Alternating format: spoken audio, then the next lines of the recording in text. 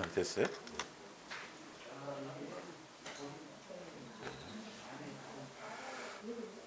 자, 에베소서 1장 3절부터 다시 한번, 너무도 중요하니까 한 번 더 읽으라고 예수님이 하시는 거예요. 찬송하리로다 하나님 곧 우리 주 예수 그리스도의 아버지께서 그리스도 안에서 하늘에 속한 모든 신령한 복을 우리에게 주시되 곧 창세전에 그리스도 안에서 우리를 택하사 우리로 사랑 안에서, 이 사랑이 바로 아가페 사랑입니다. 예수님이 우리를 향한 사랑. 그 앞에 거룩하고 흠이 없게 하시려고 그의 기쁘신 뜻대로 우리를 예정하사 예수 그리스도로 말미암아 자기의 아들들이 되게 하셨으니 아멘. 그러니까 예수님이 창조주의 아들이 되고 창조주의 한 가족이 되고 창조주와 함께 하늘에서 영광을 누릴 대상이 되는데, 우리의 기본 출발과 그 성분은 뭐냐면 먼지요 티끌이요 흙이었어요. 존재 자체가 없었어요. 아무 존재가 없었는데 그 전지전능한 능력을 가지시고 그분이 아가페 사랑의 본체와 본질과 본령이시잖아요. 그래서 그분이 그 사랑의 또 하나의 대상을 만드신 거예요. 본인만, 그 세 분, 삼위로 계신 그분이 아가페 사랑의 본체요, 본질이요, 본령이신데 또 아가페 사랑의 대상인 자식이겠죠. 아가페 대상인 그 상대를 만드신 게 바로 누구라고요? 예수님의 형상의 모양대로 지음받은 나인데, 이게 천지가 생기기 전이라니까요. 이 계획이, 그분의 계획 가운데 내 이름이 있었다니까요. 엄마의 모태에 있을 때 그 전부터 예수님은 벌써 그 계획 안에, 뜻 안에 있으셨다니까요. 그런데 그분이 뭐라고요?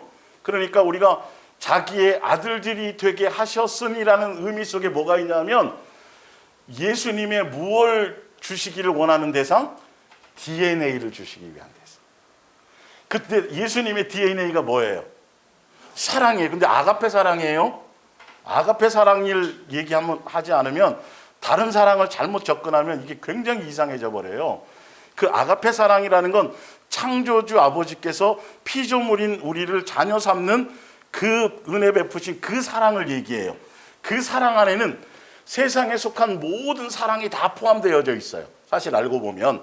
그러니까 그 단계를 거쳐서 아가페 사랑을 깨닫게 되는 거예요. 근데 참 아이러니한 건 뭐냐면, 예수님께서 베드로에게도 그렇고 성경의 요한계시록에 보면 예수님과 우리의 만남의 첫 번째가 뭐라 그래요? 첫사랑이라고 말씀하셨고, 너희가 첫사랑을 회복하라고 말씀하셨고, 그리고 우리에게 제일 먼저 계명을 준 게, 사람들에게 계명을 준 게 뭐예요? 사랑하라는 계명이에요. 그리고 예수님이 오셔갖고 또 준 계명이 뭐예요? 또 사랑하라는 거예요. 내가 너희를 사랑한 같이 뭐하라? 사랑하라. 예수님이 베드로에게나 제자들에게나 사도 바울도 봤더니 처음에 예수님 처음 유대교에 있을 때는 기도 많이 한 거, 전도 많이 한 거, 헌신 많이 한 거, 구제 많이 한 거, 이런 거를 예수님이 원하는 줄 알았는데 그게 아니에요. 예수님의 계시로 말미암아 탁 이제 유대교에 나와서 예수님의 몸된 교회 안에 딱 보니까 예수님이 요구하는 건 뭐다? 예수님만 뭐하는 거? 사랑하는 거더라니. 진실하고 깨끗함으로 예수님만 뭐하는 거? 사랑하는 거더라는 거예요. 그래서 그 얘기를 전하는 거예요. 예수님이 주시는 그 사랑으로. 그래서 마지막 예수님 처음 만났을 때나 지금 진행할 때나 앞으로 예수님 앞에 갔을 때 예수님은 무엇을 나에게 질문하신다고요? 내가 나를 아가페 하느냐를 물어보신다. 성경이 끝이에요. 딱 이거예요. 딱 요거. 그 사랑의 DNA를 우리에게 뭐 해주시려고? 그거 남겨주시려고. 전 프로젝트가 이거 딱 하나예요. 그런데 아들들이 된다라는 거. 그러니까 지금 이 제목이 이렇지만 지금 오늘 제가 지금 포커스를 맞추는 건 뭐냐면, 사랑의 DNA, 예수님의 사랑의 DNA를 전달받는 것에, 예수님의 온전한 자녀로서 내가 세워지는 것에, 양육받는 것에 가장 큰 걸림돌, 방해거리.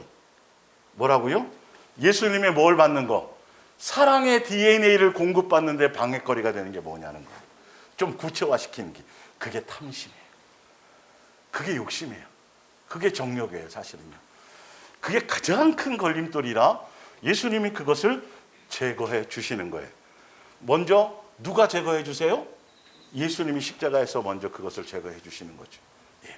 그 의미를 갖고 좀 더 보겠습니다. 그래서 물과 성령으로, 성경에 다 쓰여져 있죠. 물과 성령으로 거듭난다라는 건 이제 마귀의 사람에서, 옛사람에서, 내 정과 욕심으로 살아갔던 사람에서, 그래서 나를 깨끗하게 씻기시고, 그래서 그 안에 예수님의 사랑의 DNA를 주셔서 이제는 더러운 것을 묻히지 않고 정결한 사람으로 제대로 갈 수 있도록 그 과정을 예수님이 이끌어 주신다라고 성경에 분명히 쓰여져 있어요.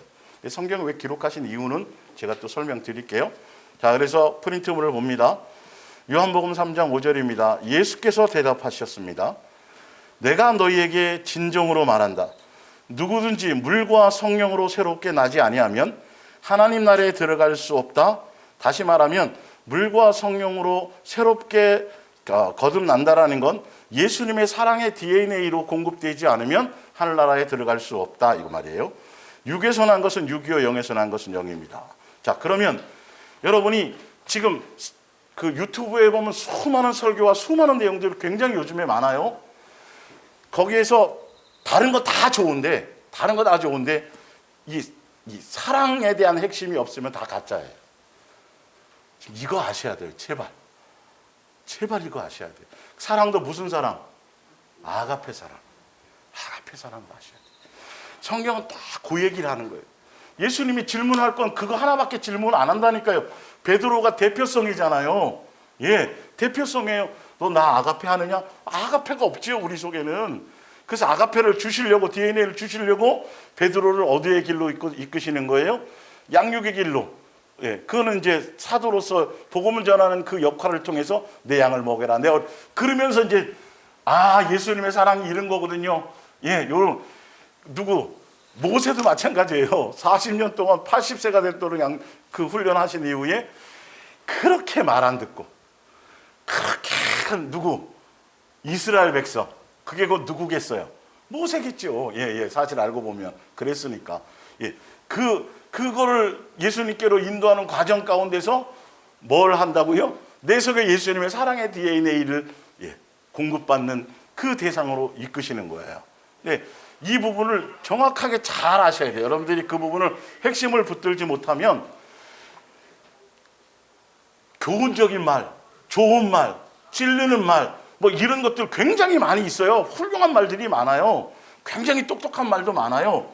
그런데 예수님과는 관계가 없어진다는 거예요.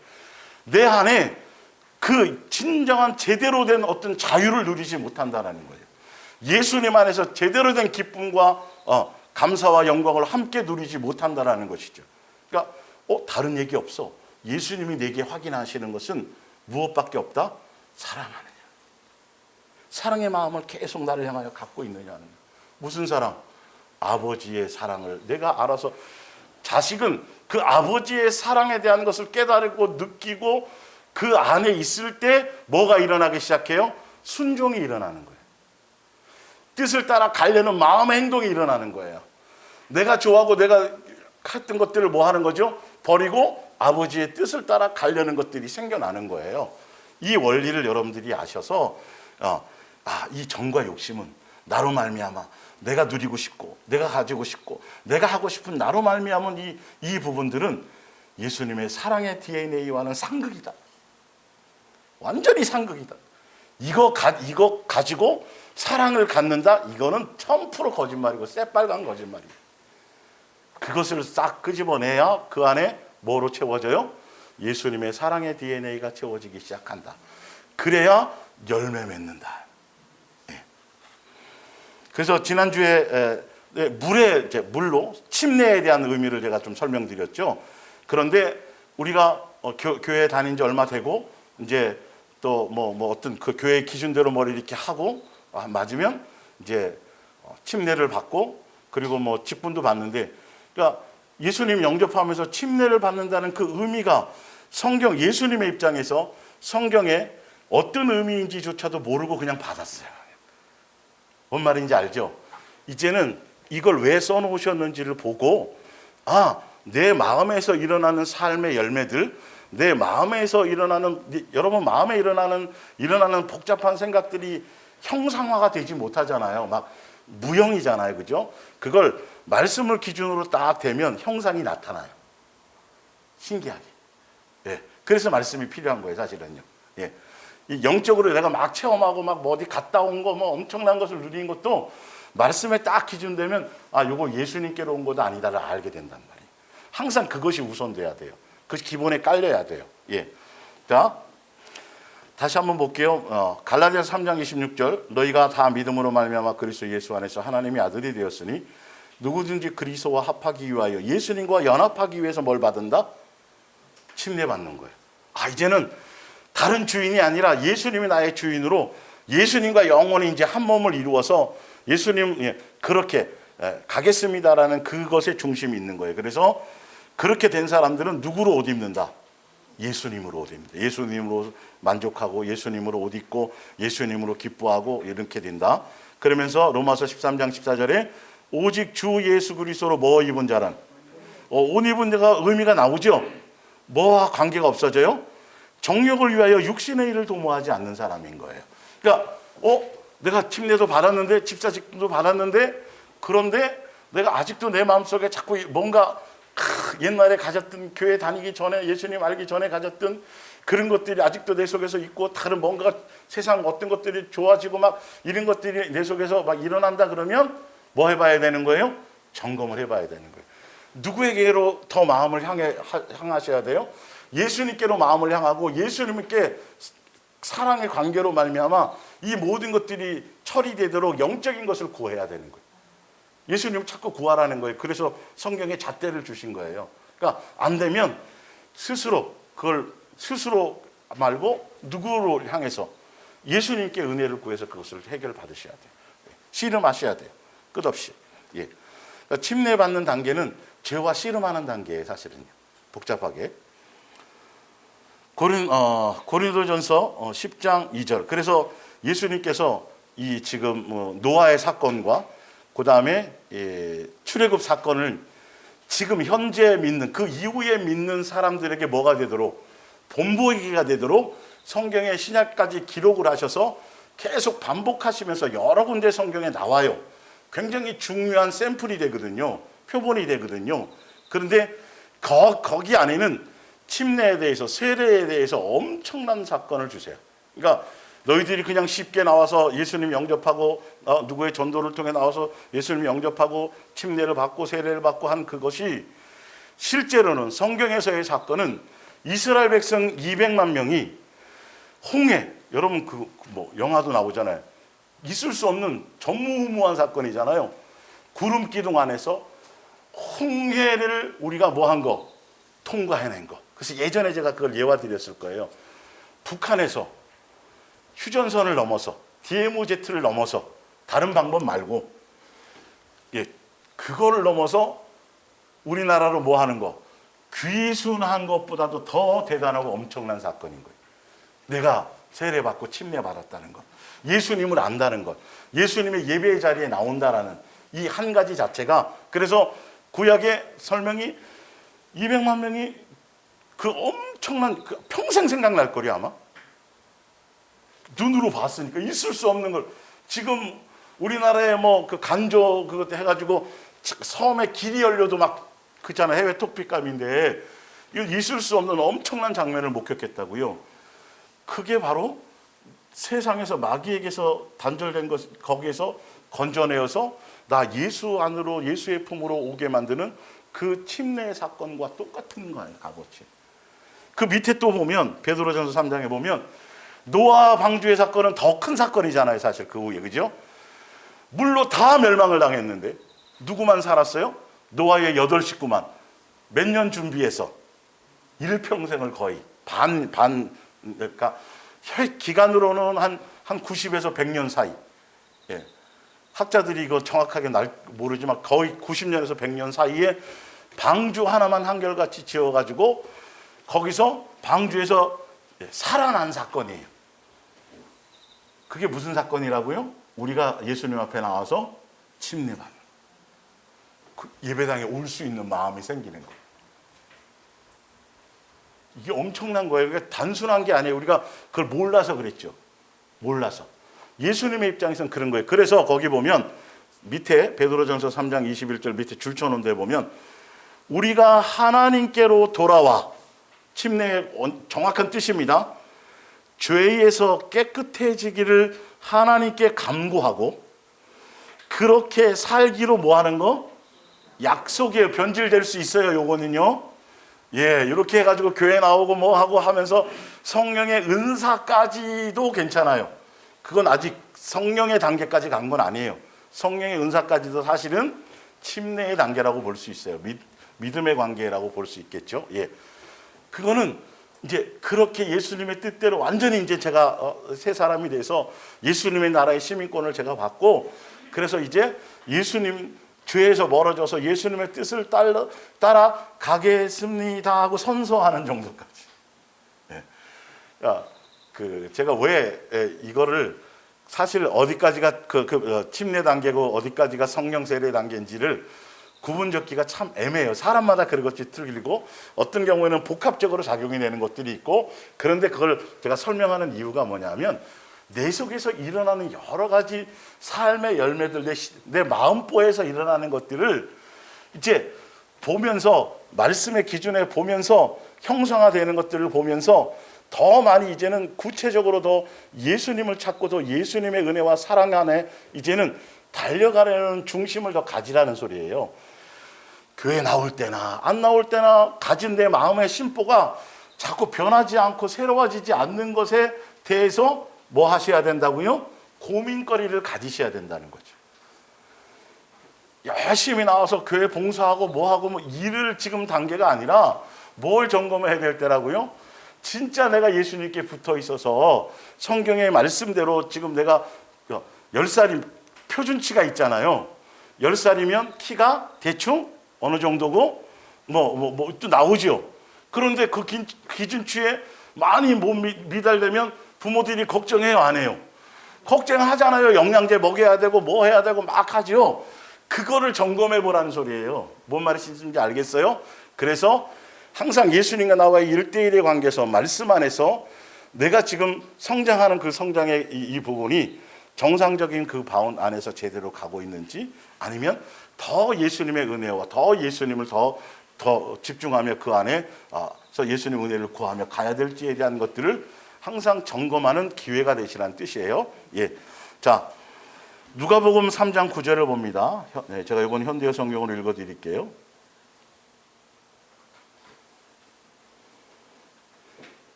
침례 받을 때 침례 요한이, 세례 요한이 침례를 받으려고 예수님을 복음을 전하고 천국에 가깝다고 얘기하는 장면이에요.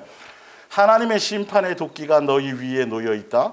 너희를 뿌리채 찍어 넘길 준비가 되어 있다. 그러니 좋은 열매를 맺지 않는 나무는 다 찍혀 불에 던져질 것이다. 군중이 요한에게 물었습니다. 그러면 우리는 어떻게 해야 합니까? 요한이 대답하였습니다. 옷 2벌을 가지고 있거든 한 벌을 가난한 사람에게 주어라.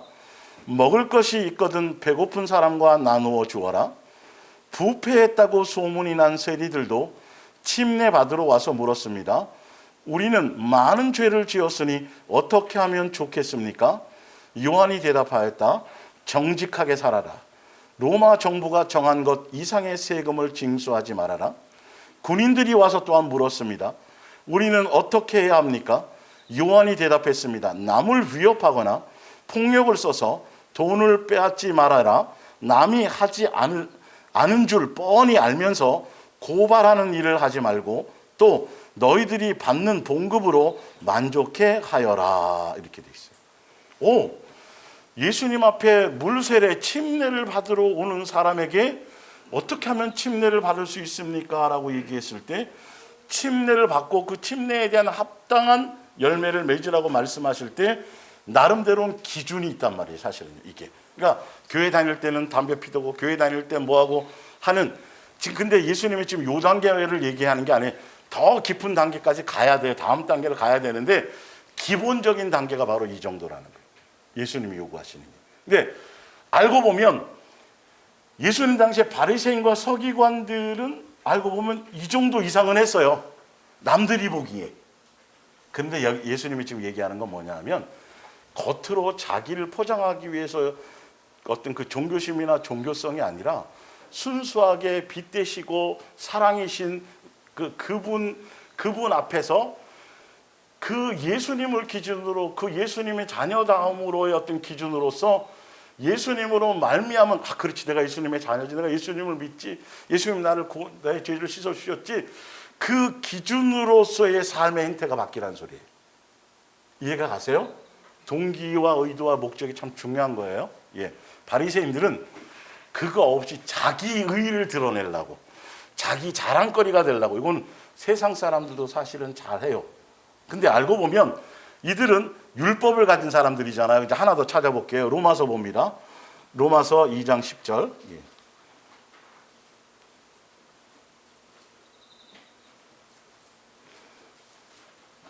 계절이 바뀌었다고 벌써 귀뚜라미가 계속 울고 있습니다.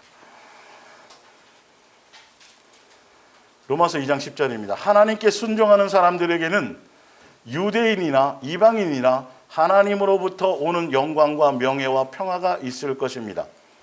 하나님께서 모든 사람을 공평하게 다루시기 때문입니다. 하나님께서는 어떠한 죄라도 벌하십니다. 이방인들이 죄를 범했을 때도 하나님께서는 그들을 벌하셨습니다. 비록 그들이 글로 쓰여진 하나님의 율법은 알지 못한다 하더라도 그들의 마음속에 옳고 그른 일을 분별할 수 있는 하나님의 율법이 있기 때문입니다. 그들이 뭐의 가책을 받아요? 양심의 가책을 받거나 위로를 받는다는 것은 다 그 때문입니다. 유대인들이 죄를 범했을 때도 하나님께서는 그들을 벌하셨습니다. 그들이 율법을 가지고 있으면서도 순종하지 않았기 때문입니다. 그들이 무엇이 옳은 일인 줄을 잘 알면서도 실천하지 않았습니다. 해야 할 말을 알면서도 행하지 않는 사람은 구원받지 못합니다. 예수님은 공평하셔서 예수님 믿는 사람, 이스라엘 백성에게만 죄가 뭔지 알려줘갖고 심판하고 이게 너 죄 지었어 이렇게 하는 것이 아니고, 율법이 사랑하라라는 그 율법이 바로 죄의 기준이에요. 예수님이 사랑이시기 때문에 그 예수님이 우리에게 뭘 주시기 위해서, 사랑의 DNA를 주시기 위해서 사랑을 기준으로 법을 정하셨어요. 그래서 사랑하지 않는 것은 이것도 죄고 저것도 죄라고 사랑하지 않는 것에 대한 죄. 그래서 죄는 다른 것이 아니에요. 내 안에서 예수님의 사랑의 DNA가 없는 게 죄예요. 누가 내가 남을 도왔는데 예수님의 말미암은 사랑으로가 아니라 누구 의로도 된다고요? 내 의로도 된다니까요. 순교하고 목숨을 불살라 내어주는 것도, 내 전 재산을 팔아 구제하는 것도 뭐 없이도 돼요? 예수님으로 말미암은 사랑의 DNA가 아닌 것으로도 되는 거예요. 그거는 근데 뭐다? 죄다. 그런데 예수님 안 믿으니까 아이고 좋네요. 율법이 없으니까요. 아니에요. 기본적으로 뭐 주셨다고요? 양심이 율법이에요. 예수님은 공평하세요. 근데 사실 아까 침례를 받으러 나온 사람들에게 주신 그거는 양심의 기준에도 사실 못 미치는 거예요. 그래요, 안 그래요? 우리끼리인데 솔직히 말해서 예수님 오래 믿었잖아요. 저도 목사로서 뭔가 이렇게 또 했잖아요. 그런데 예수님 안 믿는 사람들 중에 정말 착하고 선하고 훌륭하게 사는 엄청난 대단한 사람이 많아요. 그래요, 안 그래요? 그들만도 못한 거예요, 사실 알고 보면. 예수님의 자녀라고 하면서 성경이 그대로 나와 있어요. 똑같이 적용하는 거예요. 그러니까 솔직히 말하면 침례받는 단계는 양심을 거슬리지 않는 정도의 수준이라 그럴까요? 그것도 세요? 나는 알아요, 몰라요? 다 속일 수 있어도 나는 못 속여요. 그게 여러 번 되다 보면 양심이 화에 맞아요. 그래서 예수님께서 계속 뭐 해주시는 거예요? 빛으로 탁 해서 막 드러나게 보여주시는 거죠. 말씀을 통해서 딱 보여주시는 거죠. 겉으로는 포장지를 해가지고 싹 그럴싸하게 포장했는데 말씀으로 우리 심령에 와서 마음의 생각으로 해주는 거죠. 그러니까 우리가 예수님 앞에 예수님의 자녀로서 살아간다라는 건 내가 예수님의 자녀입니다. 내가 예수님의 자녀가 맞습니다. 내가 그것을 뭘로 증명하는 거예요? 삶과 생활의 열매로 증명하는 것을 얘기하는 거예요. 사실 알고 보면. 그래서 이게 참 애매하지만 밑에 제가 말씀에 온 거를 정리해 놨죠. 물세례, 침례는 아버지와 자녀의 관계에 대한 확증 전이에요. 아버지로는 알고 아는데 성령의 세례 받기 전까지는 그냥 막연한 생각을 갖고 있어요. 아버지와 자녀라는 어떤 관계가. 그리고 또 고난과 양육의 길을 가기 전이라 고난이 싫은 거야. 침례 단계에서는 고난 말고 좋은 거야. 뭔 말인지 이해가 가시죠? 어떤 문제가 뭐 있으면 막 그것부터 빨리 해결받으려고 그러는 어떤 그런 어린아이 단계고, 기도도 마찬가지예요. 기도도 예수님에 대한 영적인 것의 관계가 아니라 성령이 오시면 우리를 위해서 대신 뭐 하신다 그랬어요? 중보기도 하신다 그랬잖아요. 내 생각대로가 아니라 누구의 생각. 그렇죠. 아직 성령의 세례가 임하지 않은 단계에는 어린아이처럼 맨날 자기 기준으로 이것 주세요 저것 주세요 이렇게 어린아이 수준으로 기도할 수밖에 없는 거예요. 이런 것들이 이제 성경에 통해서 내가 지금 어떤 단계를 가고 있다는 것을 점검할 수가 있는 거예요. 근데 내가 지금 시집가고 장가가야 될 나이인데 본인이 모르고 있었어요. 30살 다 됐는데 자기가 하는 행동을 점검하지 못하고 있다 보니까 이거 아직도 장가갈 나이인데도 불구하고 장가갈 수 있는 그런 열매가 내 속에 하나도 없어요. 맨날 부모 의지하고 그러니까 아직도 중고등학생처럼 삶의 열매가 내가 그냥 여전히 그렇게 드러내고 있는 것이죠. 그게 어디에 나와 있다고요? 그 기준이 성경에 나와 있다는 거예요. 그래서 내 마음속에서 벌어지는 내 마음보의 작용들, 그것에 있어서 말이 나오고 그것에 의해서 행동이 결정되거든요. 그거를 말씀을 통해 비춰보란 말이에요. 내 나이가 30살이면 30살다운 뭔가가 있어져야 되는 게 맞다라는 것이죠. 이해가 가세요? 그런 부분들을 점검해 가면서 나이는 30살인데 15살밖에 안 돼. 나는 죽어야 돼. 이르라는 소리가 아니에요. 속지 말란 말이에요. 그러기 때문에 더 부모를 통해서 빨리 내가 뭐 해야 돼요? 통로를 통해서 성장하는 데 마음을 두라는 것이죠. 그러니까 예수님의 입장은 딱 그거밖에 없다니까요. 너의 마음에 내 사랑의 DNA가 얼만큼 계속 자라나고 있는지를, 아가페 사랑의 DNA가 얼만큼 자라나는지를 보고 최종적으로 갔을 때 예수님 묻는 거 다른 거 하나도 없어요. 내가 나를 사랑하느냐? 그 질문에 그냥 딱 그거. 근데 철없을 때 진짜 3살, 4살, 5살 말하기 시작할 때는 사랑해 그러면 사랑의 답이 쉽게 애한테서 와요, 안 와요?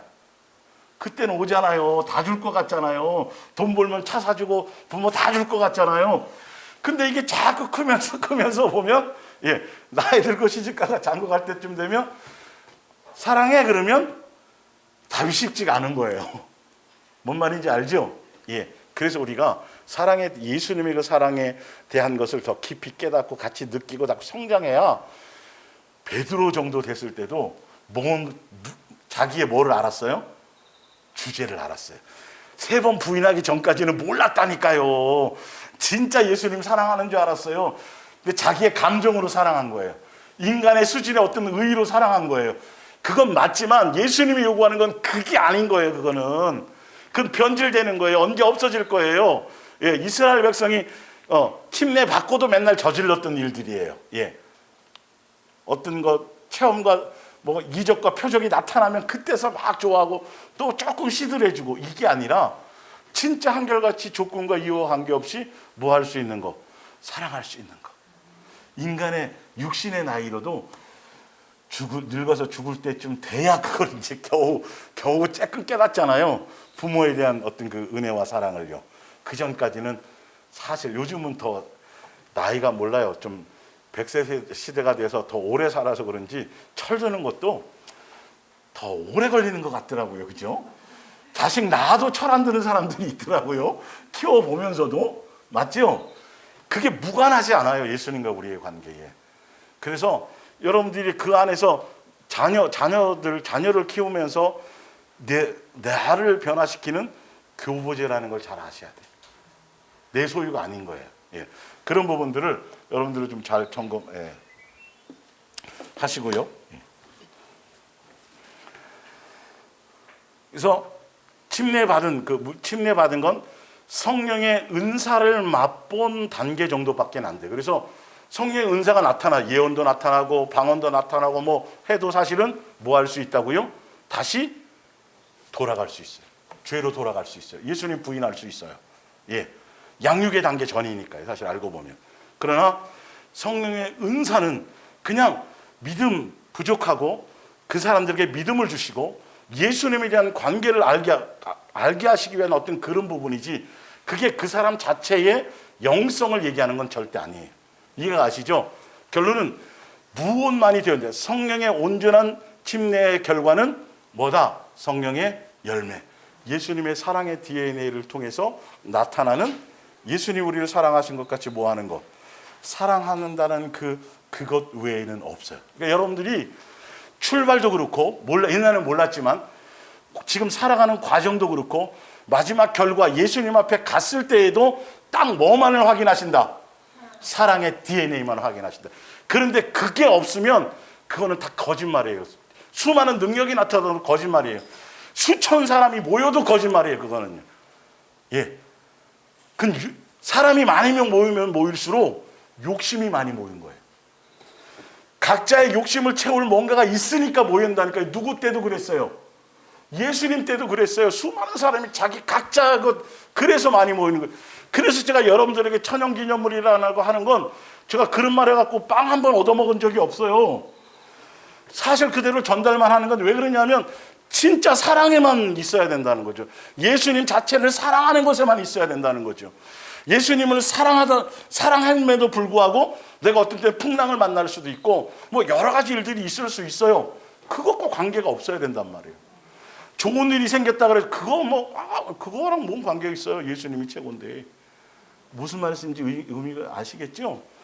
그래서 그런 것들을 내 심령 속에서 내가 정상적으로 잘하고 있는지 그 기준을 보시면서 더 많이 예수님의 사랑에 집중하며 가시라는 거예요. 이만큼 했으니까 나도 주를 위해서 자꾸 뭘 하려고 그러지 말란 말이에요. 제발. 예? 어디에 더 집중하시라고요? 내 속에 있는 것을 정결케 하고 예수님이 나를 잘 양육하시는 것에 초점을 맞추고 그러기 위해선 뭐에 흔들림이 없어라. 사랑이라는 이 메시지 흔들림이 없어라. 이게 다 마음에 딱 박혀버리면 천하 없는 것들이 벌어지고 어떤 일들이 일어나고 어디서 죽은 사람이 살아났다 그래도 흔들림이 없어요. 진짜로. 항상 예수님의 관심은 그거고, 너 몇 명 전도했니? 너 얼만큼 뭘 드렸니? 너 몇 년 믿었니? 성경을 몇 독했니? 이거 다 기준은 누가 기준 삼아주는 거예요? 이거 지금 이 얘기는 종교에서, 교회에서 기준 삼아준 거잖아요. 그래서 뭐 고을을 10개를 갖니, 땅을 얼만큼 갖니, 무슨 집이 어떠니. 아니 이 세상에서도 예를 들어서 예수님이 자족을 주시면 집이 이렇든 저렇든 말든 뭐 하든 뭐 관심이 있어요, 없어요? 뭐 그 의미가 없는데 하늘나라 가가지고는 그게 생겨요, 그러면? 이 땅에서도 자족이, 아까 자족이라 그랬잖아요, 그렇죠? 예. 그런데 하늘나라 가서 이거 완전히 새빨간 거짓말이라는 걸 금방 유치원생도 알아차려야 돼요. 이거는 참, 저 예수님 못 만난 사람이구나. 예수님 만난 사람이면 예수님 안다고 하는 사람, 예수님을 만났다고 하는 사람은 무슨 얘기밖에 할 게 없어요? 사랑에 대한 얘기밖에. 성경에 나와요. 요한일서 3서 읽어보세요. 예수님을 알면 사랑 얘기밖에 없다니까요. 그것도 무슨 사랑? 아가페 사랑이에요. 내 모든 걸 버리고 예수님 자체에만 비교하지 않는 사랑. 예수님만, 예, 그 부분인 거죠. 이제 이걸 여러분들이 확실히 그것을 이제 가지셔야 이제 제대로 된 양육의 단계를 들어갈 수가 있어요. 안 그러면 더 많은 혼란들이 생길 수 있으니까요. 예, 봅니다. 자, 그래서 그 밑에 이제 성령의 사도행전 2장 36절입니다. 예. 그런즉 이스라엘 온 집은 확실히 알지니 너희가 십자가에 못 박은 이 예수를 하나님이 주와 그리스도가 되게 하셨느니라 하니라.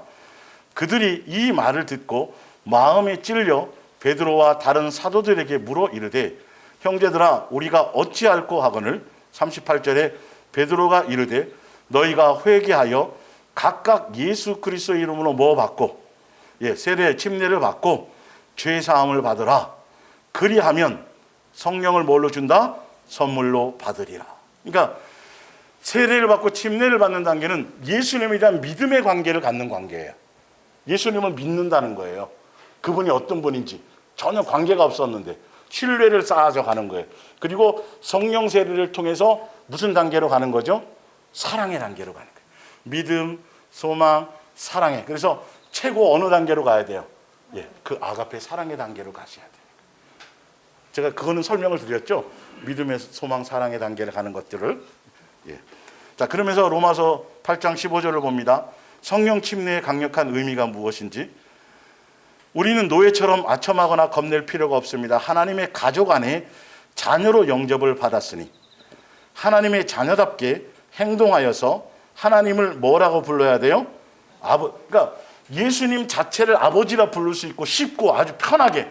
그리고 예수님을 아버지라 부른다는 것은 제가 아까 이제 설명드린 것처럼 진짜 그분이 아버지인 거예요.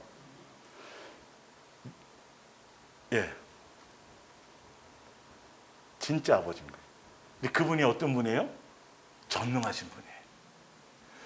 여러분의 삶의 모든 것을 진짜 뭐 할 수 있는 거, 의지할 수 있고 상의할 수 있고 맡길 수 있고 있을 수 있는, 그게 어디서부터 생겨나야 되는 거죠?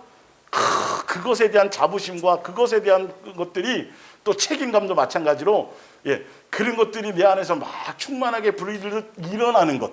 그런데 주여 주여 하고 막 금식하고 뭐 엄청나게 하면서도 아버지인 것에 대한 존중감이 하나도 없는 사람들이 굉장히 많아요. 아직도 멀었어요. 가야 될 길이.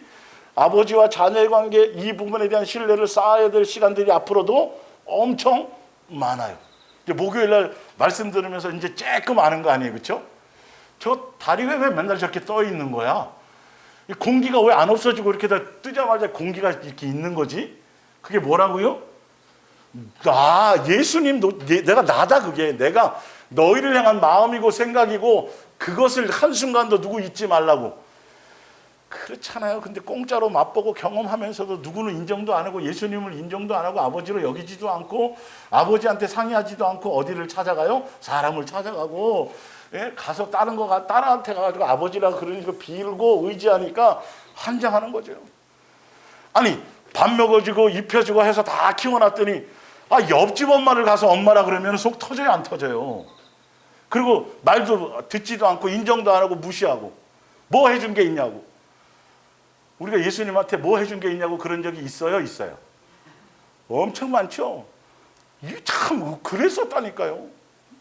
그러니까 성령님이 오시면 그것을 강력하게 말씀하세요. 아주 인쳐주셔서 인을 딱 박아서 호작에 딱 하고 이름을 탁 정제해가지고 빼도 박도 못하게. 이거는 그렇게 해주시는 게 우리의 마음속에서 계속 뭐가 나타나야 돼요? 이 아버지에 대한 이것이 자꾸 나타나야 돼요. 그 신뢰감이 자꾸 생겨나야 돼요. 다른 것보다도 그래, 그분이 아버지고 그분이 나를 이처럼 사랑하는 걸 보여주고 나타나고 십자가 볼 때마다 그분이 나를 이처럼 사랑하는 것을 뭐 하는 거죠? 자꾸 느껴져야 되고 자꾸 고백해줘야 되고 그게 막 믿어져야 되고 막 그것이 내 속에 생명으로 살아 숨쉬어야 되는 게 맞잖아요. 그게 없는데 무슨 그게 없는데 천국 간다는 보장을 누가 해주냐고요 도대체. 각자 하셔야 돼요, 안 하셔야 돼요? 각자 확증을 받아야 돼요. 히브리서 13장 5절처럼 각자 확증을 받아야 돼요. 너희 안에 있는지 없는지. 안 그러면 버리온 자다, 고아 일때는 사생하다 이 말이죠. 그것을 예수님이 지금 계속 하고 계세요, 안 하고 계세요? 달라다.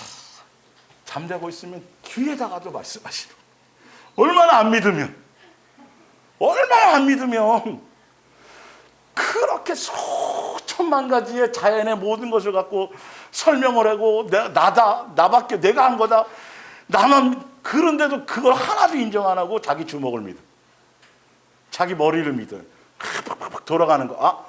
요 일이 생겼을 때는 누가 그때 보니까 여기 뭐라고 그러던데 그 사람 찾아가 이런 것만 생겨. 다시 말씀드립니다. 내 앞에 벌어지는 어떤 삶의 어떤 것들이 발생해도 좋은 것도 마찬가지예요. 즐겁고 기쁜 것도 마찬가지예요. 제일 먼저 누가 먼저다? 예수님이 먼저 떠올라야 돼요. 안 그러면 아직도 내가 예수님을 우상으로 여기고 있는 거예요. 이걸 잡아내셔야 돼요. 요거까지는 되는데 요거는 아직 좀 그러네? 그리고 어떻게 해야 돼요? 낙담하고 막 이렇게 소주 까야 돼요? 아니요. 그럴수록 더 툴툴 털고 또 가는 거야. 우리 어릴 때 보면 뒤지게 욕먹고 막 해갖고 막 손 들고 있다가 조금 지나면 헤 웃고 또 오잖아요. 그래야 돼. 어린아이가 돼야 돼. 예수님 앞에. 너무도 막 의연해가지고 아유 아까 그랬는데 어떻게 예수님이 이러면 안 되는 거예요. 예수님 앞에서는 나이도 뭐도 없어요. 그냥 철없는 어린아이처럼 그런 부분은 그렇게 사랑에 대해서만큼은 철 없어야 돼요. 그래서 그랬다 해도 또 다윗이 그렇잖아요. 죽었다니까 훌훌 털고 밥 먹잖아요. 그 관계를 안 거예요, 다윗은. 그래야 돼요. 예수님께만큼은. 자, 그것은 하나님의 성령께서 우리의 뭐 깊이요? 마음 깊은 곳에 말씀해 주시는 거. 이거 아주 중요한 거예요. 성령 그러면 맨날 들고 뛰고 뭐 성령 집회 요즘 금요일 날인데 보면 정말 조심하셔야 돼요. 무장 굿하는 거랑 별 다를 바가 없어요. 개인적으로 그렇게 말씀드리는 거예요. 알아듣는 사람만 알아들으세요. 뭐 아무 생각 없이 하면 그게 성령에 충만한 걸로 천만에면 성령에 충만하면 더 고요하고 더 잠잠해지는 거예요, 여러분. 옛날 나무 뿌리 흔들고 목이 터져라 기도하는 것에 자연스러운 묵상과 은밀한 중에 대화와 교제가 더 친밀해지는 거예요, 사실은 알고 보면. 그러니까 450명이죠. 예. 바알 섬기는 그들이 제단에 불을 붙이기 위해서 그쵸? 엄청나게 들고 뛰었죠. 옷도 찢고 살도 찢고 근데 엘리야는 몇 마디 안 했어요. 뭔 말인지 알겠어요? 그게 관계성이에요. 조심하세요. 이게 안 좋은 악한 것들의 그 우상적인 것들이 교회에 엄청나게 침투돼가지고요. 이게 그래서 보면 와 저분 진짜 충만하네 막 항상 그런데 가면 가까이 와서 대화하고 교제해 보면 아무것도 아니에요. 그런 걸 또 교회에서 충만하다고 가르쳐놔 버리니까 밤새도록 방언하면서 이 예배당은 뺑뺑뺑뺑뺑 수천 번 돌아도 아무 소용 없어요. 그건요 사실은. 이해가 가십니까? 진짜 실제로 예수님과의 관계에 어떤 목적과 어떤 의도와 어떤 것을 그분이 뭐다? 사랑이시다. 아가페 사랑이시다라는 이 기본 베이직이 처음부터 끝까지 전체 다예요. 그러니까 십자가에서의 사랑의 그것만이 아니라 그건 사랑의 절정이고 내가 이렇게 하나님의 예수님의 형상의 모양대로 지음받아서 태어난 요 자체만이 이것만으로도 예수님이 뭐다? 사랑이다라는 거. 먼지요 티끌이었는데 이게 지금은 머리로지만 가면 갈수록 이거 좀 알아져요 몰라져요? 내 속에서 그게 알아져가요. 예수님이 주시는 거예요. 사람에 의해서가 아니에요. 알고 보면 사람에 의해서 전달은 되지만 그 역사를 이루는 건 누구다? 예수님. 그래서 말씀 듣기 전에 항상 예수님에 대한 말씀에 대한 사모함에 중심이 있으라는 거예요. 예, 그건 예수님께 있는 거거든요. 제가 무슨 대단한 천만의 말씀이에요. 그냥 전하라고 준 그거를 제대로 잘 전하는 게도 지금 이게 어렵고 힘든 사람이거든요. 예, 발음도 어떨 땐 잘 안 되고 그렇게 되잖아요. 누가 해주셔야 돼요? 예수님이 찰떡같이 해주셔야 돼요. 그래서 여러분들의 마음의 중심엔 항상 누가 남아야 돼요? 그렇죠. 예수님에 의해서 되는 거니까. 예수님이 저를 만져주시고 예수님이 저를 인도해 주시고 그렇게 가야 돼요. 그게 있는지를 봐야 돼요. 그러니까 우리 마음속 깊은 곳에서 말씀하셔 우리가 참으로 하나님의 자녀인 것을 뭐 해주세요? 증거해 주세요. 그러니까 두려움이 자꾸 없어져요. 무엇을 먹을까 무엇을 마실까 이거는 옛날에는 그랬는데 10번 구하던 걸 2번, 3번 구하고 3번 구하던 걸 1번 구하고 어느 순간에는 안 구해도 되게 되는 거죠. 맞아요. 그게 이제 이게 되어지는 거예요. 그래도 한 번쯤은 구해야 될 것 같으면 몇 번만 하라고요? 한 번만 하고 맡겨놓으시라고요. 그리고 예수님 사랑하는 관계 안에 속에 가시란 말이에요. 17절 우리는 하나님의 자녀가 되었으니 하나님께서 성령님의 역사가 무엇으로 인도하는지를 보세요. 하나님께서 아들이신 예수께 주신 것처럼, 그래서 예수님이 성령이 충만하니까 어디로 이끌어 가세요? 시험 광야로 이끌어 가시잖아요. 그러면 예수님과 내가 형제요 뭐 이런 거고 예수님의 자녀고 아들들이 된 족보에 올라갔으면 예수님과 무관하게 가야 돼요? 똑같이 가야 돼요? 그렇죠. 그렇게 가야 되는 거예요. 성령님은 우리 뭐 문제 해결해 주고 우리 뭐 평탄한 길 주고 우리 제발 성령님을 그렇게 가르치는 데를 조심하세요. 제발 큰일 나요. 맨날 표적과 이적 따라갈 일이 없다니까요. 그냥 내가 예수님의 사랑과 은혜 안에서 달라져가는 이 자체가 이게 영적인 이 이적이고 기적이고요. 그건 돈으로 살 수 없어요. 아무거로는 안 돼요, 사실은. 예. 자, 그래서 우리는 하나님의 자녀가 되었으니 우리가 아들이신 예수께 주신 것처럼 우리도 그분의 재산 하늘나라 상속을 받기 위해서 나누어 주실 것입니다. 그런데 조건이 있어요. 그러니 만일 우리가 그 아들의 영광을 함께 누리기 바란다면 그분의 뭐에도 참여해야 돼요? 고난에도 함께 동참하는 게 마땅할 것입니다. 우리가 지금 당하고 있는 고난은 장차 타이핑이 틀렸네요. 우리가 누릴 영광과 비교하면 아무것도 아닙니다. 이게 느껴져야 돼요.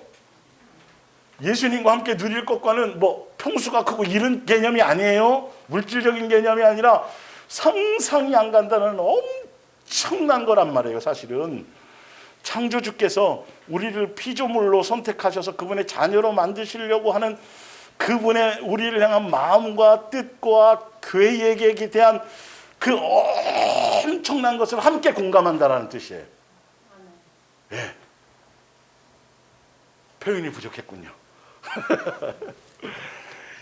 우와, 이 전능하신 분이 좀 반대로 그러면 천사들까지 부러워할 정도예요. 그러니 우리가 지금 누리고 있는 이 영광이 얼마나인 거예요. 천사들이 시기한다고요. 예수님을 우리를 얼만큼 귀하게 생각하고 얼만큼 크게 생각하고 그러면 전지전능한 모든 능력을 다 동원해서 우리 걸음걸음을 인도하시고 우리가 제대로 하늘나라 상속의 그 길을 올 수 있도록 그걸 지금 예수님이 막 지금 하고 있는 거란 말이에요. 그 예수님이 그 느낌을 우리가 함께 알게 되는 그때가 바로 이 하늘나라 가서의 사실 알고 보면. 예. 그러니 뭐 19절에 모든 피조물은 알아요. 하나님께서 그분의 자녀들을 부활시킬 날을 온전한 양육이 끝나는 날 인내와 희망을 가지고 기다리고 있습니다. 그날에는 하나님의 명에 따라 본의 아니게 이 세상을 지배하고 있던 가시와 엉겅퀴와 죄와 죽음과 부패 따위는 모두 다 사라져버리고 우리는 영광스러운 해방을 맞아 하나님의 자녀들이 누리는 즐거움을 나누게 될 것입니다. 다른 피조물들도 그때서는 함께 누리는 거예요. 다른 피조물들도 지금 고통받고 있는 거예요. 마귀의 이 지배 아래서. 가시를 안 내고 싶은 거예요, 장미가. 사실은. 예쁜 꽃만 피우고 싶은데 가시를 다 내는 거예요. 어쩔 수 없어요, 죄의 세계에서는. 찔리는 일이 없어요, 하늘나라에서. 뭔 말인지 아시겠어요? 예수님의 모든 프로젝트와 모든 프로그램이 우리가 예수님의 그 사랑의 DNA를 나눔받아서 그 사랑을 함께 나눌 대상들을 그것을 향한 예수님의 생각으로 가득 차져 있다라는 거죠. 그러니까 우리가 예수님의 사랑의 DNA를 나눠받아서 예수님 우리를 사랑한 것처럼 우리도 그 사랑에 대응할 수 있는 그런 상대가 되어지는 것에 전심을 다하시라고요. 다른 거 신경 쓰지 마시고 그것에만 초점을 두시라고요. 요거 하나만 이게 전부예요, 사실 성경이. 이게 진리이냐 진리의 영이냐 미혹의 영이냐 차이가 다 딱 요 경계선에 있는 거예요, 사실은. 그거만 여러분 붙드시고 예수님의 마음을 전달해 드렸잖아요. 예. 그러니까 모든 자연 만물의 피조물들이 존재하는 건 우리가 양육 제대로 받기 위해서. 그들이 어쩔 수 없이 그냥 새가 울어줘야 되는 거예요. 네? 어떤 때는 안 울고 싶겠죠. 근데 울어줘야 되는 거예요. 그 우는 소리에도 우리가 깨달을 수 있으니까. 이해가 가십니까? 우리 다 그것 때문에 하고 싶지 않은 걸 하고 있기도 해요, 그들은. 예. 빨리 철들어라, 이것들아. 빨리 철들란 말이야. 요거를 뭐 이렇게 설명드릴까요? 저 위에 담 안에 뭐 소식이 궁금해서 밑에 이제 뭐 했어요? 밑에 이제 이렇게 엎드렸어요. 빨리 보고 파악해야 되는데 둔한 게 못 보네 이게. 야야 나 죽겠어 빨리빨리. 똑같아요. 피조물이 그렇게 하고 있는 다른 피조물들. 딴짓 하지 말고 우리는 뭐 하는데 마음을 두자? 예수님 다 와지는데 예수님의 생각으로 가득 젖어 있고 이럴 때는 안 떠올라도 이럴 때 예수님 어떻게 생각하실까? 예수님 어떻게 하죠? 이런데 어떠죠? 제가 지금 배가 좀 아프기 시작하는데요. 그럴 때도 일단 예수님 먼저 생각하고 약을 먹든 뭐 하든 뭐 나중 문제고 첫 번째는 누구다. 근데 아니에요. 의학이 발달하고 보험이 발달하고 막 의료가 발달할수록 예수님은 없어져 버려요. 뭐 할 때만 찾아요? 6개월밖에 안 남았습니다. 길어야 1년인데요. 그때서야 겨우 그것도 제대로 안 찾아요. 찾아서 고침받으면 또 계속 찾아야 되는데 고침받아서 계속 못 찾으니까 중간에 2, 3년 있다 또 재발해요. 그리고 기회가 끝날 때도 많아요. 사실은. 이해가 가세요? 이 모든 것들을 동원해서 예수님은 어디로? 예수님의 영광에 그곳에 크게 오라고 얘기하시는 거예요. 요한복음 14장 16절입니다. 내가 아버지께 구하겠으니 그가 또 다른 보혜사를 너희에게 주사 영원토록 너희와 함께 있게 하시리니 그는 진리의 영이라 세상은 능히 그를 받지 못하나니 성령 침례를 얘기하는 거예요. 열매를요. 그는 그를 보지도 못하고 알지도 못함이라. 그러나 너희는 그를 아나니 그는 너희와 함께 거하시며 또 너희 속에 계시겠습니다. 내가 너희를 고아와 같이 버려두지 아니하고 너희에게로 오리라. 조금 있으면 세상은 다시 나를 보지 못할 것이로되 너희는 나를 보리니 이는 내가 살아있고 너희도 살아있겠습니다. 그날에는 성령의 침례를 받고 우리를 성전 삼은 그날의 뜻이에요. 하늘나라 가서가 아닙니다. 이건요. 그날에는 내가 아버지 안에 너희가 내 안에 내가 너희 안에 있는 것을 너희가 뭐하리라? 알리라. 누가 알려준다는 거예요? 성령님이 알게 하신다는 거예요. 예. 그러니까 성령의 역사가 어떤 건지 아셔야 돼요. 나의 계명을 지키는 자라야 나를 뭐하는 자니? 이거밖에 없어요. 예수님 알아요. 그러면 여기에 초점이 다 있어야 돼요. 사랑하는 것에. 예. 나를 사랑하는 자는 내 아버지께 사랑을 받을 것이요 나도 그를 사랑하여 그에게 예수님의 자신을 계시해 주세요. 아버지로서 계시해 주시고 여러분의 삶의 현장에서 문득문득 깨닫게 해주시고 이해가 가세요? 이게 원리예요. 이게 원리예요. 여러분들이 그걸 느끼고 그것을 찾아가셔야 돼요. 자, 고린도전서 13장 11절입니다. 내가 어렸을 때, 어릴 때가 언젠가를 볼게요. 성경에서 말하는 어렸을 때에는 말하는 것이 어린아이와 같고 깨닫는 것이 어린아이와 같고 생각하는 것이 어린아이와 같다가 아까 뭐 주세요 마세요 하고 막 기도 내용도 그렇고 뭐 내 예수님을 믿는다 그러면서도 내 필요한 세상의 것들을 내가 더 누리고 더 찾고 더 이런 것들이 다 어린아이의 것들이에요. 사실은요. 예. 그러나 장성한 사람이 되어서는 이 장성한 사람이 뭐냐면 바로 예수님의 사랑의 DNA를 공급받는 단계를 얘기해요. 양육의 단계. 예. 어린아이의 일을 버려놓으라. 우리가 지금은 거울로 보는 것 같이 희미하나 여기서의 그때가 어디예요? 아까 성령님이 내 안에 오셔서 그때가 그때예요. 우리를 아까 그래서 먼저 읽어드린 거예요. 성령님이 오셔서 예수님이 내 안에 내가 예수님 안에 있어서 양육의 길을 가고 아버지와 자녀 관계를 주셔서 사랑의 그 DNA를 공급하시기 위해서 나의 것들을 제 속에 있는 옛사람 것들을 이런 것들을 알게 해주시는 단계가 바로 그때예요. 그래서 뭘로 가는 거? 양육의 단계로 가는 거. 그래서 장성한 길로 가는 게 바로 그거예요. 자, 그래서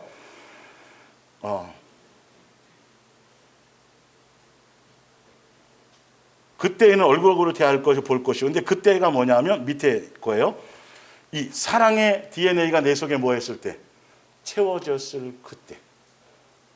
그때 진짜 예수님을 느끼고 간다라는 거. 이 과정은 있어요. 그래서 이런 사랑의 DNA의 유전자가 누구 속에 있어야 돼요? 내 마음 속에 나타나야 돼요. 어느 누구를 대상으로 하든 이것은 내 속에 있어져야 돼요. 누구한테는 되고 누구한테는 안 되는 게 아니라 초반에는 누구한테는 되는데 누구한테는 안 될 수도 있겠죠. 이제는 어느 누구와 관계없이 이것이 다 흘러나갈 수 있어져야 돼요. 그러면서 7절에 모든 것을 참으며 모든 것을 믿으며 모든 것을 바라며 모든 것을 견디느니라. 지금은 내가 부분적으로 아나 그때에는 주께서 나를 아신 것 같이 내가 온전히 알리라. 무엇으로요? 사랑하는 관계로 알아요. 사랑은 언제까지나 떨어지지 않아야 돼. 예언도 성령의 은사 같은 이런 것들을 다 뛰어넘는단 말이에요. 사랑의 단계에는 그것이 필요가 없어요. 큰 의미가 없어요. 왜? 예수님을 사랑하고 있기 때문에. 예수님도 나를 사랑하는 걸 알고 그 안에 있기 때문에 굳이 성령의 은사나 이런 걸 통해 갖고 내가 뭘 자꾸 체험을 해야 되고 뭔가 자꾸 경험을 해야 될 필요가 없는 거예요. 예. 우리 주위 청년이 있지만 옛날에 어릴 때는 너 다리 밑에서 주워 왔어 그러면 막 울고 그러잖아요. 지금도 호적을 그거 뭐죠? 증명서 갖다 줘야지 믿어요? 아니잖아요. 이제는 아무리 속일라 해도 안 속잖아요. 똑같아요. 예수님과 나와의 관계가 신뢰가 그만큼 쌓이는 거죠. 그 부분을 통해서. 예. 자, 에베소서 4장 13절입니다. 볼게요. 예. 우리가 다 하나님의 아들을 믿는 것과 아는 일에 하나가 되어 온전한 사람. 여기서 온전한 사람이라는 게 뭐죠? 예수님과 사랑의 관계 안에 있는 거예요. 그래서 사랑의 DNA를 공급받기 위해서 양육되어져 가는 과정. 이것을 얘기해요. 예. 그리스도의 뭐한 분량이에요? 장성한 분량에 충만한 데까지 이르는데 예수님이 아가페 사랑의 뭐세요? 본체시잖아요. 그러니까 그분의 장성한 분량이 이른다라는 건 그분의 사랑을 배우고 사랑을 알고 사랑을 깨달아 그 예수님으로 말미암아 사랑에 뭘 맺는 거, 열매를 맺는 단계가 장성한 단계란 말이에요. 그렇게 되어지면 그렇게 되어져야 되는데 그렇게 되어져야 되는 이는 우리가 이제부터는 뭐가 되지 않아요? 어린아이가 아까 나 말했잖아요. 어린아이일 때는 내가 이렇게 했는데 어린아이 단계를 벗어날 수 있단 말이에요. 근데 그 어린아이 단계가 뭐냐면 속임수와 세 사람의 속임수와 간사한 유혹에 빠져 온갖 교훈과 풍조에 밀려 미혹당하지 않는 그 단계예요. 누구 관계에 들어가 있으면 예수님과 사랑의 관계 안에서 사랑의 열매를 맺는 그 양육 안에 있으면 세상이 나를 갖고 와갖고 뭐 줄게 뭘 할게 사단이 온 천하를 줄게 뭐 해도 하나도 흔들림이 없어요. 예, 그냥 사랑하는 관계 그 자체인 거지 나머지 아무것도 의미가 없다라는 걸 알게 된다라는 거예요. 이해가 가세요? 그래서 우리가 바르게 어떤 것을 향해 가야 되는지를 아셔야 됩니다. 예. 이는 우리가 이제 오직 너희는 그리스도를 그같이 배우지 아니하였느니라. 그래서 예수님으로 말미암아 양육을 통해서 사랑의 관계에서 양육을 통해서 옛사람을 벗어버리고 예수님의 무슨 사랑의 DNA를 공급받는 관계를 이걸로 설명한 거예요. 자, 고린도후서 3장 15절을 볼게요. 이 단계에 대해서 좀 더 볼게요. 고린도후서에는 뭐라고 고린도후서에도 이 얘기가 나와 있어요. 자, 율법의 단계를 벗어나서 자 볼게요. 그렇습니다. 오늘날까지도 그들은 모세의 글을 읽을 때 마음이 꽉 닫혀 있어서 십계명을 지키는 것만이 구원받는 길이라고 믿고 있습니다. 그러나 누구든지 주께 예수님의 사랑 안에 있을 때 예수님이 십자가를 통해서 이루신 율법의 완성 안에 예수님의 은혜 안에 갈 때 뭔 말인지 알죠? 우리 정과 욕심을 예수님이 해결하시는 거. 누구든지 주께 나올 때는 뭘 벗어요? 율법의 수건을 벗는 거예요. 나로 말미암은 것을 다 벗어버리는 거예요. 누구로 말미암아 사는 것을 얘기하는 거죠? 예수님으로 말미암아. 그래서 예수님은 생명을 주시는 영이시며 예수님의 영이 계신 곳에는 뭐가 있다? 자유가 있어서 얼고매지 않아요. 거기 어떤 것도 안 매여요. 그 의미가 뭐냐면 18절에 우리 그리스도인의 얼굴을 가리는 수건이 없습니다. 포장지가 없어진다는 거예요. 겉만 아니라 속이 이제 다 새로워지니까 거울처럼 주님의 얼굴을 아까 얘기했죠. 힘이 하나 그때에는 이런 것처럼 율법이나 나로 말미암은 것이 아니라 오직 예수님의 사랑과 은혜 안에서 성령의 인도함을 따라 양육을 통해서 사랑의 DNA를 공급받아 그 길을 가는 것, 그리스도화 되어져 가는 과정. 자, 거울처럼 주님의 영광을 환하게 비칠 수 있습니다. 그리고 주님의 영이 우리 속에 일하심으로 나와 있죠. 일하심으로 아버지와 자녀의 관계 안에서 양육의 길을 가게 하고 함으로써 사랑하는 관계 안에서 우리는 말할 수 없는 영광 속에서 그분의 크나큰 사랑과 은혜 안에서 더욱더 누구를 닮아가요? 예수님 닮아가는 거예요. 율법으로 되지 않아요. 내 양심 정도로는 안 돼요. 양심의 이상의 것이어야 돼요. 예수님의 사랑과 은혜 안에서 그 안에서 우리를 기준이 누구요?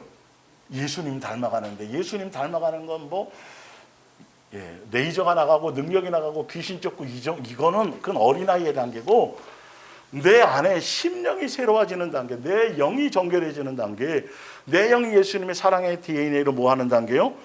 충만한 단계를 얘기하는 거란 말이에요. 그러니까 성경에서 나와서 이 자유라는 그 자유를 주시는 다는 의미가 자꾸 사람 의식하고 사람 의지하고 사람의 관계 이런 것들이 아니라 모든 걸 다 자유하고 다 이제는 말고 누구에게만 매여서, 그렇죠. 예수님의 사랑과 은혜 안에 있으면 모든 걸 뛰어넘을 수 있도록 누구 하시니까, 예수님의 심령을 다뤄주고 하시니까 결론은 누구를 닮을 수밖에 없어요. 그렇죠. 그게 전부, 성경의 전부라니까요 지금 이게.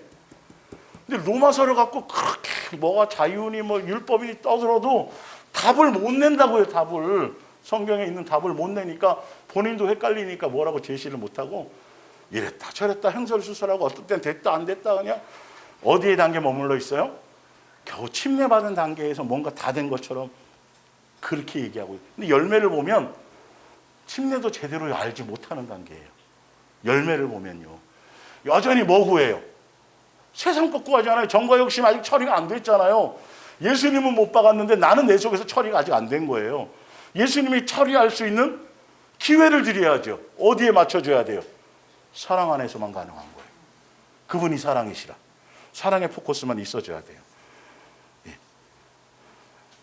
뒷장으로 넘어가서 마지막으로 봅니다. 요한일서 4장 16절. 이게 대전제예요. 항상 성경에 제가 말씀드리지 않더라도 하나님은 뭐다? 예, 이게 이 안에서 말하지 않는 건 아무것도 그건 진리가 아니에요. 그걸로 갈리는 거예요, 사실은.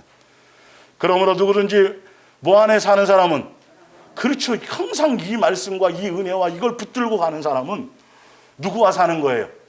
예, 예수님과 사는 거예요. 방법이 나와요. 목적이 나와요. 다 나오잖아요. 그런데 강단에서 이 얘기를 안 한다니까. 얘기도 안 하고 자꾸 일하라 그러고 뭘 엉뚱한 거 얘기하고 어디 가서 자꾸 무슨 자기 혼자 이게 아니에요. 그게 되어주면 예수님과 살고 내가 달라지면 누구와의 관계가 일단 달라져요. 가까운 가족과 이른과의 관계가 달라져요. 지체들과의 관계가 달라져요. 그래서 이 공동체를 주신 거예요. 그래서 10월 9일, 10일, 1박 2일, 10월 9일이 주일이에요. 주일 예배 드리고 9일, 10일 공익 광고가 나가네요. 갑자기. 예. 여기 하나 콘도를 우리 숙소를 또 잘 예약을 해 주셔가지고 1박 2일로 예수 사랑 예수 동행 가족 한마음 캠프 할 거예요.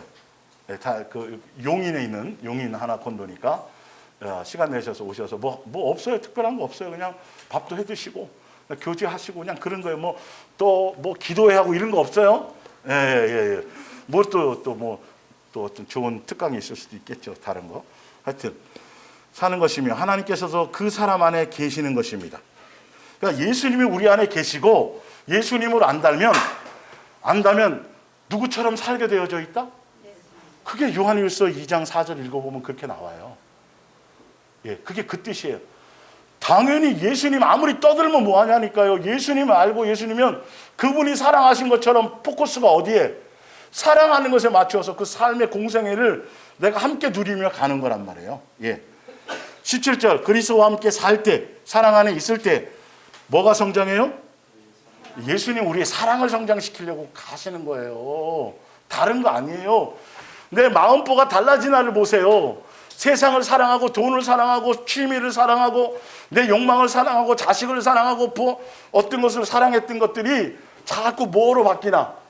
예수님이 좋아지고 예수님을 더 느끼고 싶고 예수님을 더 사랑하려고 하는 그의 마음으로 자꾸 바뀌나를 보시고 내 마음의 심령의 상태가 마음보가 예수님화 되어져 가는 것을 느끼나를 보시란 말이에요. 근데 다 느끼고 계시잖아요 지금. 김천도 마찬가지고 오늘 당진하고 순천에서 오셨는데 이해가 가세요? 누가 해줘요 그거를? 저는 그냥 전달자인데 저랑 같이 맨날 밥 먹고 같이 한 집에서 산다고 그걸로 되는 게 아니에요. 누구로 말미암아? 예수님으로 되는 거예요. 다 예수님과 여러분의 관계를 붙드세요. 예, 사랑 안에서 그러면 더 완전한 것이 되어져 가며 예수님의 사랑의 DNA로 충만해져 가며 그렇게 되면 우리는 심판날에 두려움이 없고 당황하거나 부끄러움을 당하거나 당황하지 않고 확신과 기쁨을 가지고 주님의 얼굴을 대하는 거예요. 우리는요. 그때는 뭘 확인한다. 주께서 우리를 뭐하고 사랑하시고 우리 또한 주님을 사랑하고는 사랑하는 사람들끼리 만나는 장소가 어디다? 심판대다. 오작교가 아니라. 예. 이거 완전히 개념이 틀린 거예요. 사랑하는 사람들끼리 만나는 장소가 뭐다? 심판대다. 그 관계를 지금도 이 땅에서도 누리며 가야 돼요. 뭐 세상적인 개념의 사랑이 아니에요. 아가페 사랑이에요. 이 아가페 사랑의 의미를 깊이 깨달을 이게 참 또 다른 세상적인 사랑으로 잘못 뭐 아가서 같은 거 막 해석하고 막 하면서 이상한 사랑으로 자꾸 이렇게 전락시켜가지고 자기 감정에 취해 살아가도록 만드는데 천만의 말 아니라니까요. 예수님의 아가페 사랑에 들어가면 열매가 틀린 것이 나타나요. 남이 귀해지고 남을 섬겨주고 내가 더 겸손해지고 이게 완전히 열매가 틀리다니까. 자기 자랑이 드러나는 게 아직 않아요. 자기 체험을 드러내지 않아요. 사실은요. 이해가 가세요? 예수님의 것만 드러내게 되죠. 말씀을 통해서 기준을 삼아서 그렇게 가시길 바랍니다. 사실 지금까지 온 그 내용이 결론이 지금 맨 밑에 있는 베드로후서 1장 3절부터 거기에 있는 건데, 예, 오늘은 예, 또 약간 그 드라마의 마지막 결정적인 장면 다음 주잖아요. 그래 안 그래요? 어쩔 수 없어요. 오늘은 당진에서 순천서 오셨지만 다음 주로 요 마지막 요 의미를 하나 깨닫게 하기 위해서 앞에 그 많은 것들이 있어졌던 거예요.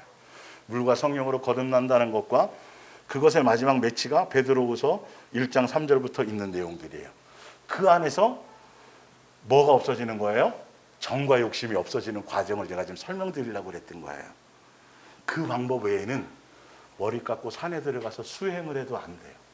정과 욕심은 없어지지 않아요.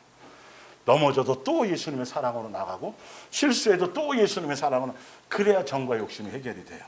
그렇게 가시기를 예수님의 이름으로 부탁드립니다. 기도하겠습니다.